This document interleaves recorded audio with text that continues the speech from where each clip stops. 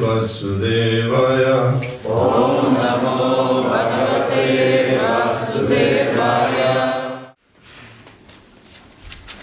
So, by circumstances, His Holiness Sachinanda Swami decided I should give class in his stead, which is a serious mistake on his part. But we go through life and we can get them all right.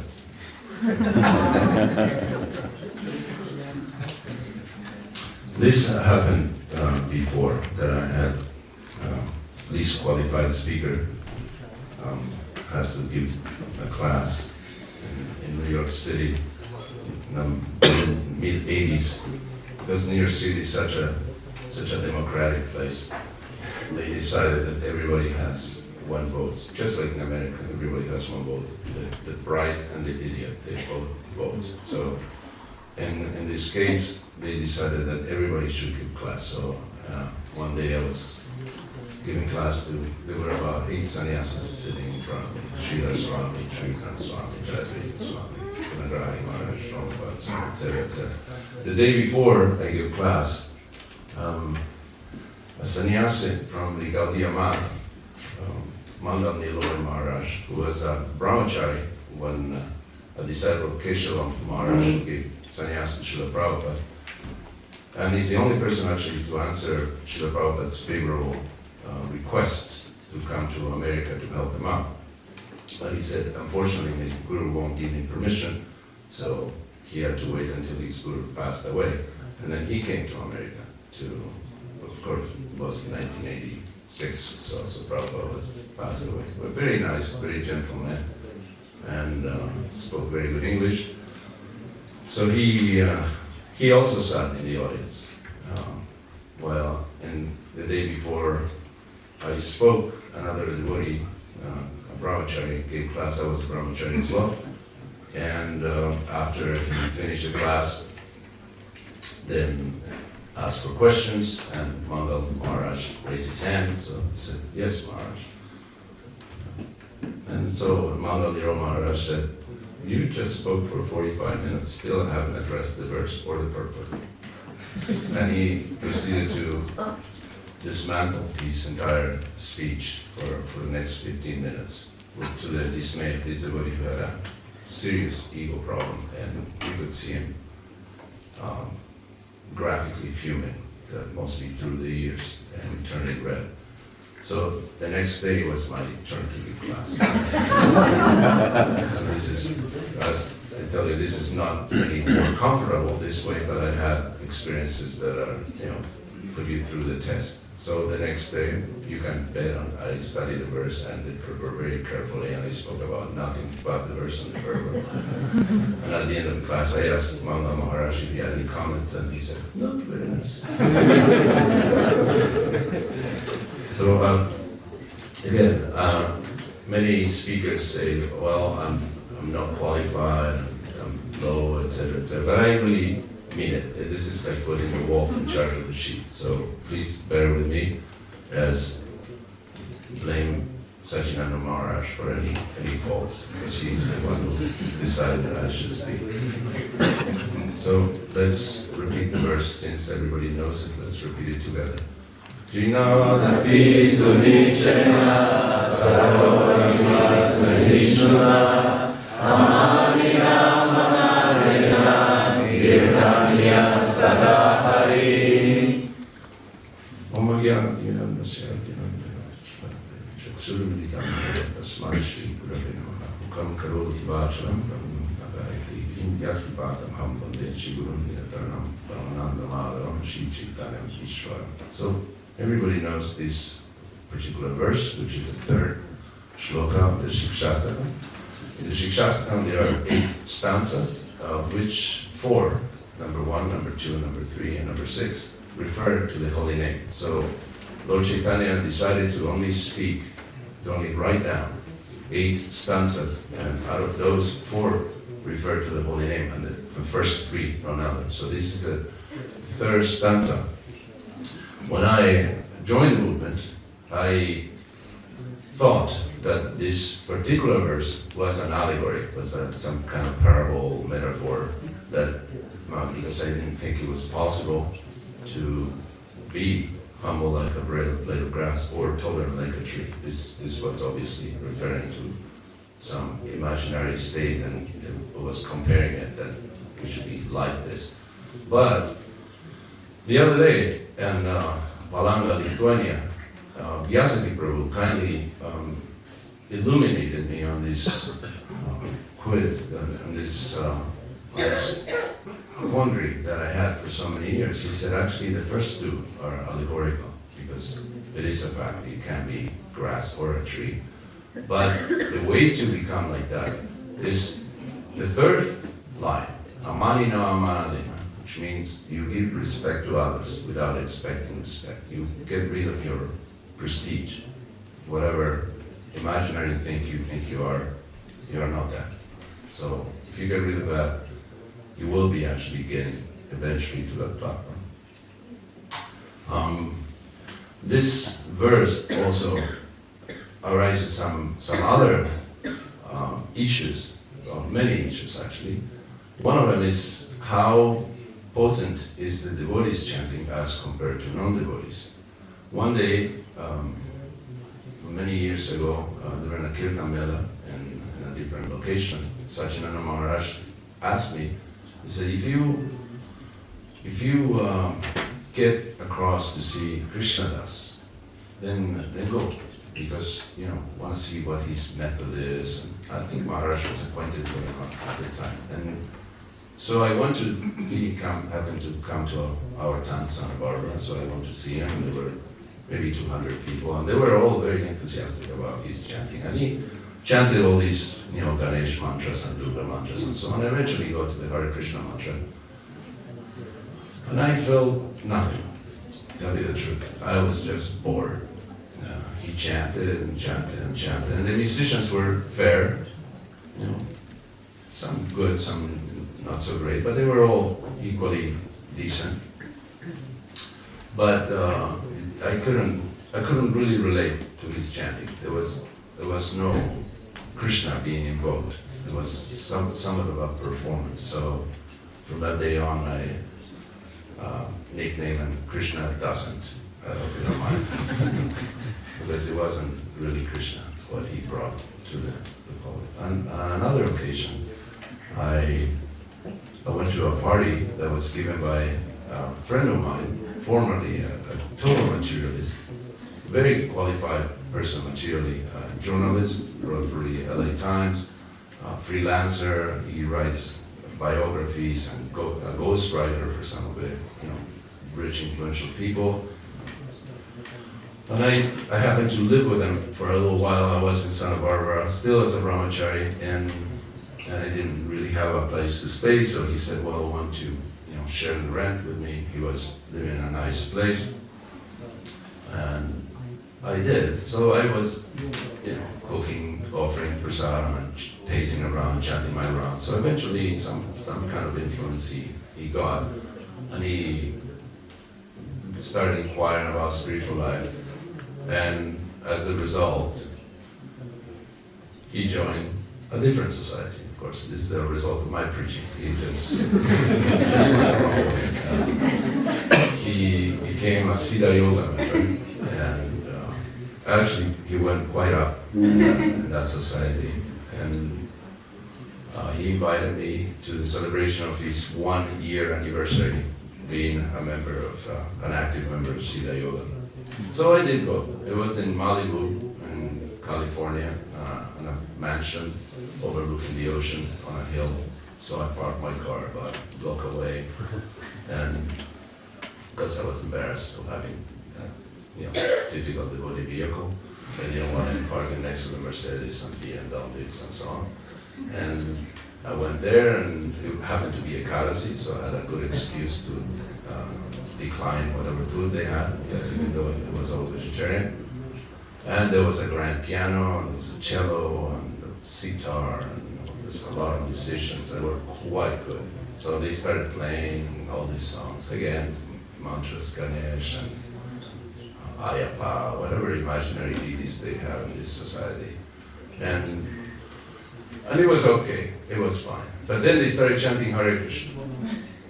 And that was painful. That wasn't like Krishna Doesn't. This was really harmful. I felt that my heart was being stabbed with a knife when they chanted Hare Krishna. It wasn't I was looking for that or trying to put on I'm a devotee and you guys are not.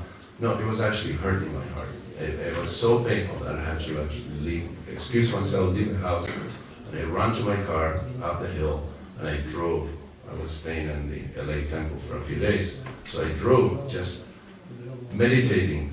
I need to see someone with neck beads, tilak, and with a bead bag right now. I just can't take this pain anymore. So I will tell you that there is a difference between devotees and non-devotees chanting. And the interesting thing about chanting is that, particularly japa, there is no material counterpart. When we dance and everybody in the material world likes to dance, so most people do, and we eat good food, prasadam, vegetarian, and all that, but people also eat, and they have derived joy. Any activity that we practice in Krishna consciousness may have a material counterpart, except for japa. There is no material counterpart. There is no fun.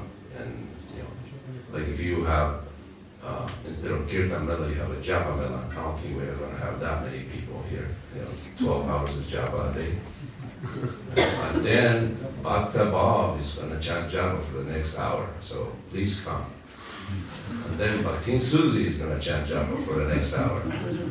Who's going to actually sit for that? So there is no fun, but we can make it fun because it's your relationship with Krishna. It's a personal thing, and you're supposed to concentrate. There is no escape. The music stopped, your friends are gone, there is no food. Sit down and do the business. So this is our business, is to chant. And when we chant, we have to actually be humble, because if you're not humble, Krishna is not really interested in your chant. Prabhupada said, if you think of Krishna 24 hours a day, Krishna will think of you 26 hours a day. And if you think of yourself, Krishna will think of himself. So that's the deal. So you have to actually attract the attention of Krishna. And it's not easy, because Krishna already has everything. What are you going to offer Krishna that Krishna doesn't have? What are your goodies? What do you have in your box? Nothing but your love. Unless you offer your love and devotion, Krishna is not really interested. You're chanting just to get through. I have a particular technique that I've been trying to use, that I chant.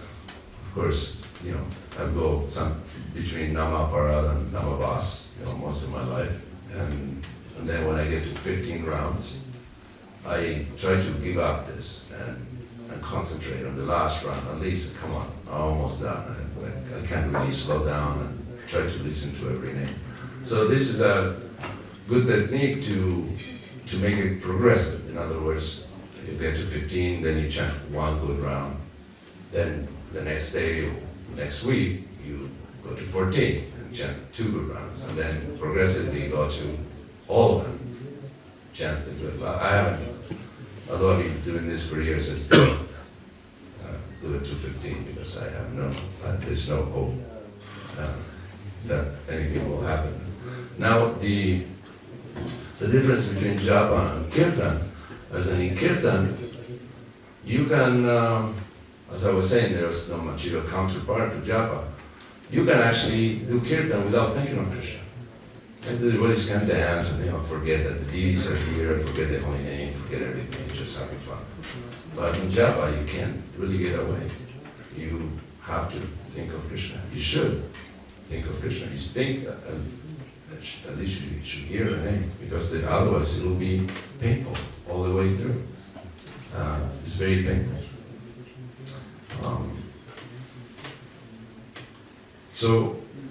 And as far as the heart, which is what Krishna wants, we have to train it. Just like the brain or the mind, they are not muscles, but should be exercised regularly. And so is the heart. The heart is a muscle, actually. And Krishna, the soul and super soul are within the region of the heart. So they should be talking to each other. They should be communicating. And in order to do that, we have to clean up the barrier between the two. So we should make a practice that every day we should increase our attention and try to understand that unless we change our attitude towards ourselves, towards Krishna, towards others, there's not going to be any more clarity that we have right now. Right now, we're in front of Krishna, Radha Madhava Mohan. They're no different. We're in front of Krishna every day when we chant. Krishna's name is not a representation of Krishna. Krishna's name is Krishna. It is our unwillingness, really, to see that. Just like when you go to, let's say you go to a sporting event, when you go to a stadium where you are with someone that you love, and there's 100,000 people there. And the 100,000 people, they see this person you're sitting with as an ordinary person because they don't have love for this person. But you see this person differently. So we should actually have that attitude towards Krishna, towards japa, towards everything that is related. Of course, towards kirtan, devotees are always attracted to kirtan. Kirtan is wonderful, just like in the first verse of the Siksastaka. This Sankirtan is meant to cleanse everybody's heart. So we have to deliver the holy name to others. That's how we get more of the holy name to ourselves. It will increase our desire to chant. And as far as an identity crisis, who am I haven't decided, I haven't figured out who I am existentially and what I should do and so on. Just chant Hare Krishna. Let Krishna sort that out. Don't worry about that part. Like if you do business for a boss, the boss will take care of you. He will front the money, sign the checks, and give you all the benefits. So that is one thing that we should work on, to develop this understanding that Krishna is in charge and Krishna has not forgotten us. Krishna is actually very, very aware and very expectant of our next move, because he's always moving towards us and we are not exactly always moving towards him. So we have to make a serious effort to capture, to understand, just like in the story of the Bhagavatamrita, Gopa Kumar goes back to Godhead. So don't you all wonder what will happen if we ever go back to Godhead? Are you going to have bad dreams about being in the material world? Are you going to think, oh, Krishna probably doesn't know who I am, I've been gone for so long? But in the story we see that Krishna embraces Gopa Kumar and said, I missed you. Where were you? How are you? So there is no separation between Krishna and us. We are simply creating this barrier due to our tiny, insignificant material desires that we blow up, or blow them out of proportion, thinking, oh, I'm overwhelmed with this or that. But the chanting will cut right through anything. There was a story of Alexander the Great. There was a big gate with a knot called the Gordian knot. It was so tangled up that it was impossible to untie, but he just cut it with a sword. So this is what the holy name does. It cuts the Gordian knot that is our heart attached to any material desires that we may have. One thing is, when we leave this sadhu sangha, this association with devotees, we are going to feel, well, it's natural that the devotees will feel separation to one degree or another and think, oh, but now my life is back to normal and I have to associate with non-devotees and I have to become in contact with material nature and it's very difficult, and to keep my rounds and to do puja, whatever practices are in our sadhana. But there is one thing that you're taking with you. You're taking the name, you're taking Krishna with you. So don't forget that. You have the association of Krishna at any given time. And whether it's to listening to kirtan, or to chanting japa, or to simply remembering the times where you were here, and in other places where the devotees are, you understand your devotees are your real family, and they're your life and soul. There's nobody else that will replace them. That should be enough to keep you, to maintain you until the next time. And as far as our problems and daily life and so on, stop complaining. If you could see within your heart, you would stop complaining, because there's a lot of stuff and you got more than what you bargained for. And the gift of Krishna consciousness, I don't know how is your case, but I can't remember, at least in this lifetime, since I can't remember any other lifetimes, I can't remember doing any pious activity that will make me deserve to be in the association of devotees. Maybe you do, but I can't. So this is all causeless mercy for everybody. We all got on first. We got on the bus somehow by stroke of good fortune. Pramanda Bhuti Kona Bhagavana Jiva. We are all Bhagavan. We are all very fortunate. And now we should make the best use of this rare gift of devotional service. And devotional service is actually a rare gift. Krishna will give mystic cities and opulence and whatever you want. But devotional service, particularly pure devotional service, that he won't give, because he's the key to his heart, and he's not about to. Krishna's a person. He has feelings. He doesn't want someone to turn around and say, "Well, Krishna, it was nice meeting you, but now I have other business to attend. I love someone else." So if you actually commit to loving Krishna, then Krishna will give you the key to his heart. And if you don't, then you won't get it. So service is actually our greatest award, because Krishna won't give it to just about anybody. And we shouldn't expect everything to happen organically. Like we may become complacent or lazy and think, oh, things will come naturally. I will become naturally a better devotee and so on. I also had this idea when I joined. I heard about devotees, and I heard about what they did and what they study and so on, just a few days before I joined. And then I went to the temple, and when they asked me why are you here, I said, because I want to become a pure devotee. I thought that was the idea for everybody. I got kind of shocked, the person who was preaching to me. Oh, that's right, yeah, that's what I'm here for. I forgot. So, because of my pride, I thought it would take me at least a month to become a pure devotee. Yeah, at least I'll give it a month. And it didn't happen somehow or other. I miscalculated how difficult it is to become even a humble devotee, not to speak of a pure devotee. The holy name will save us from any danger. If you can take shelter of the holy name. And you may not remember Krishna at the time of death, but Krishna will remember you. Whatever little thing you did, Krishna will actually remember. Oh yes, he's very nice. He chanted, he tried, he did this, he did that. Once I had a car accident. I was driving in Florida, and I was going up north. There are two ways to get from Miami to Gainesville, and one is through the coast, and one is through the turnpike. It's a toll road you have to pay for. It's in the middle of the state. So I took the side road, and eventually had to cut through to join the other road. It's the only one that actually gets to Gainesville, and it was about sundown.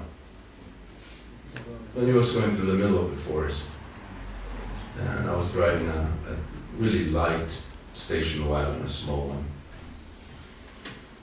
And the sun was going down, and I just finished chanting Gayatri, and all of a sudden, a deer, a doe, actually, a little deer, like a baby deer, maybe, I don't know, 40 kilos, maybe 30 kilos, just stopped in the middle of the road and just looked at me, and it wasn't very far.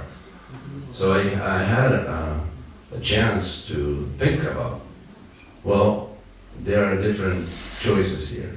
I can just try to avoid the deer, but the trees were right next to the road, so I was going to probably hit a tree and kill myself, because it was an old car without airbags.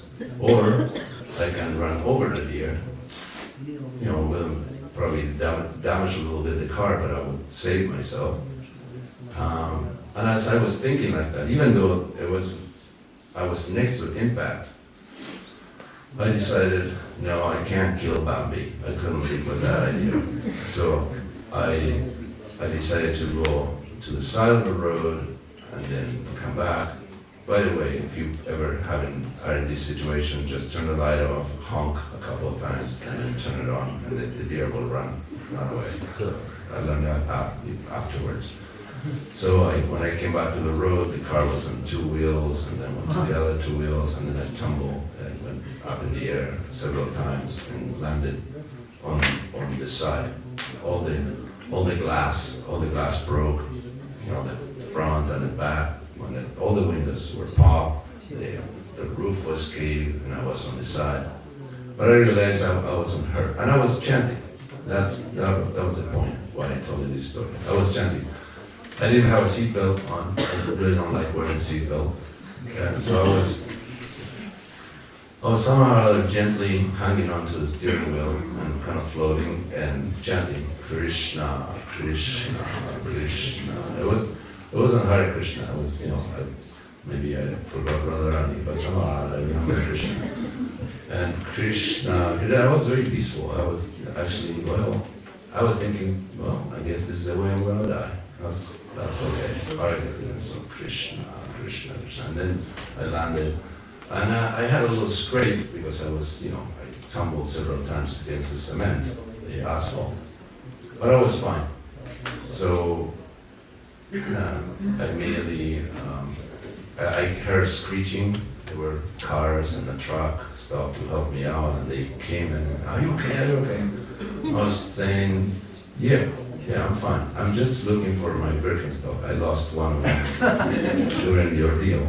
So, but they couldn't understand. They thought I was in shock, and that my Birkenstock was also attached to my leg, my foot and my leg. I was somewhere else in the car, not where I was. So they thought I should immediately get out.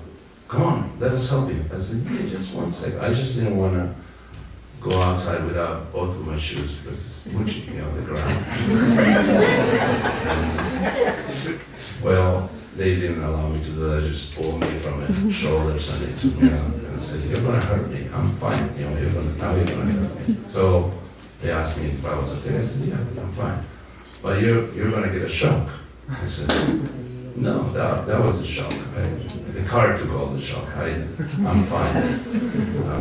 Do you want a cigarette? I don't smoke.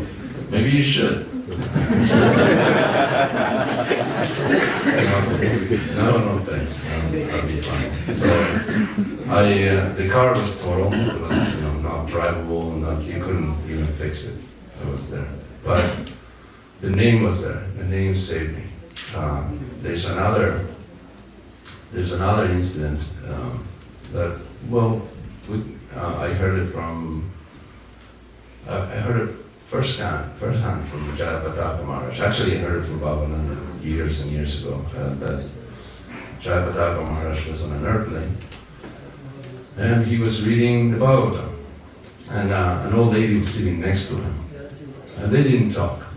He's a very large man and dressed in robes, and it's this very exotic, very imposing man. So they didn't talk, and the plane hit a serious air pocket.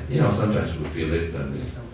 By the way, you notice that when they serve meat is when the plane starts shaking. Usually, just pay attention to that.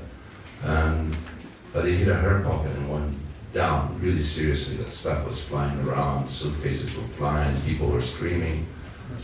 So he, of course, fastening his seatbelt, touched his Bhagavatam to his head, put it in his bag, to his bead bag, and started Hare Krishna, Hare Krishna, Krishna Krishna, Hare Hare. And eventually, after what it seemed to be a very long time, the plane kind of regained some altitude and normalized, and everybody was like, well, as I was telling you, everything was fine. Just people were screaming, God, bloody hell, but all of a sudden they remember, yes, I'm a very important executive in this company, and fine. Although he probably needed diapers a moment ago. So Jayapataka Maharaj touched his bead back to his forehead, put it in his bag, took the Bhagavatam, continued reading from where he was reading. And the old lady next to him said, we were spared because you were on the plane. That's what she realized. All of a sudden, at the moment of serious death threat, she understood this is the same person that saved the day for us.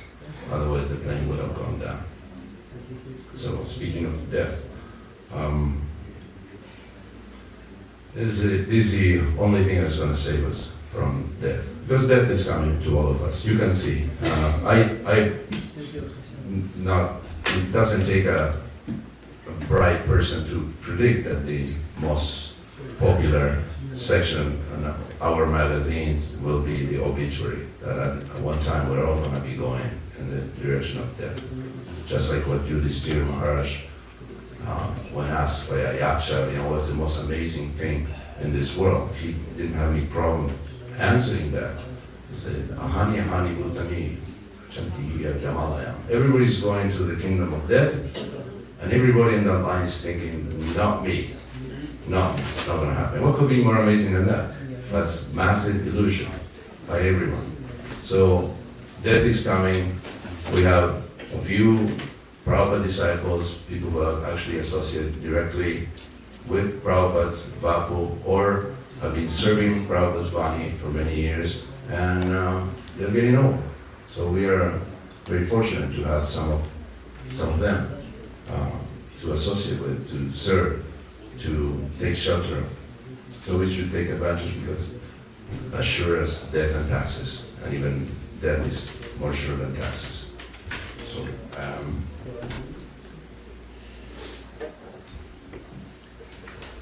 I think that's about all I have to say. If you have any questions, you can ask Sachinanda Maharaj. He will answer. Because he's responsible for my speaking. Any questions?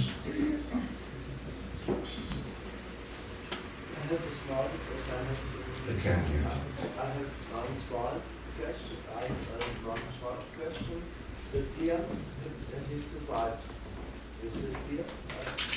Oh yeah. Actually, when the sheriff came, he asked me if the deer survived the ordeal. The sheriff came and said, "So what happened to the deer?" And I said, "The deer just ran away." He said, "Good, because around here you need a license to hunt." So the deer was spared.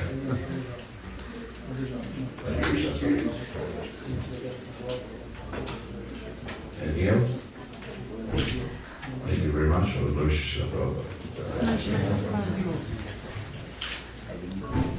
His Grace Sarvatma Prabhu ki Jai.